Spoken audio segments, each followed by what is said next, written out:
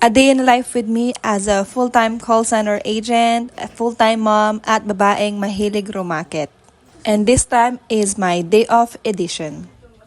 During my day off, nasanay na yung body clock ko na gumigising ng 3 a.m. ng madaling araw. Sa pagising ko, diretso agad ako doon sa CR para maghilamos at mag-toothbrush na din. Meron akong sabon na ginagamit talaga ever since at hindi talaga ako nagpalit ng sabon sa mukha ko kasi yun lang yung hiyang ko talaga, yung hindi ako nagkakaroon ng pimple breakout at mga kung ano-ano pang mga allergies. At saka ito lang talagang sabon na to yung nakakapagpaputi sa mukha ko.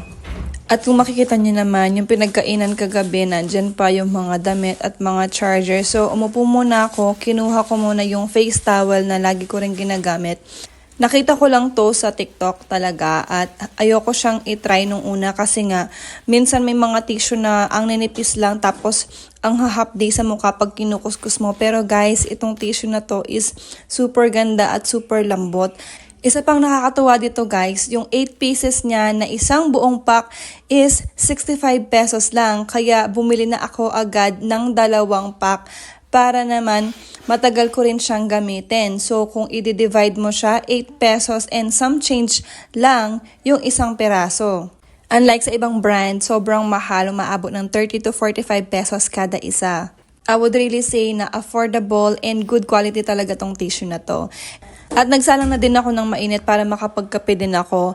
At habang nakasalang nga, ayun, pinakain ko na din yung mga alaga namin sa bahay para naman tumigil na sila sa kakangawa. Kasi maingay sila guys kapag nagugutom sila.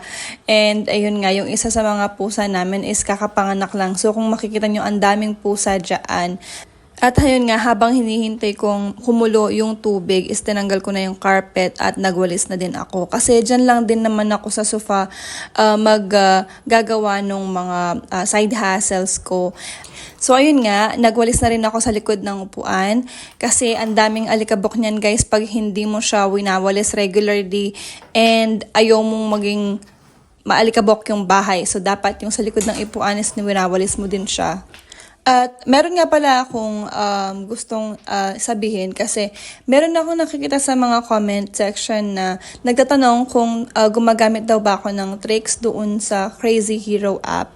Hindi po ako gumagamit ng tricks doon. At alam niyo ba guys, dito sa trabaho ko ngayon kung saan ako nag-work as a call center agent, medyo disappointed ako kasi supposedly this December meron dapat akong bonus na 16,000.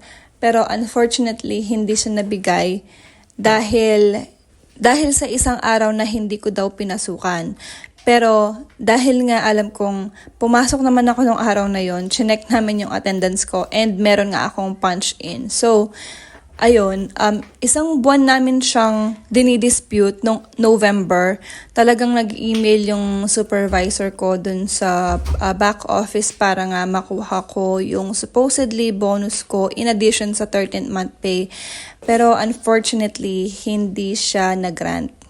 Nakakalungkot lang kasi nag-e-expect ka ng bonus pero kahit na matagal mo na siyang wino-work on sa kanila is hindi pa rin nila naayos. So, kung may bala kayong mag-apply as a call center agent, iwasan nyo tong company no kung saan ako nag-work kasi nga hindi maganda yung policy nila at yung process nila sa mga dispute.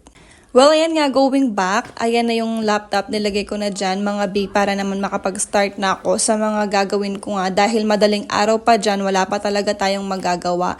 And syempre, hindi mawawala yung paborito nating tissue kasi sobrang gustong-gusto ko tong tissue na to. At sa mga may allergic rhinitis, guys, alam ko na magastos tayo sa tissue. So, itong tissue na to is very affordable and perfect talaga sa atin. So, ayan nga. Nagsisinga na ako dyan kasi pagkatapos kong magwalis, parang feeling ko yung alikabok is napunta lahat sa ilong ko. So, ayan, for the singhot ang atin nyo.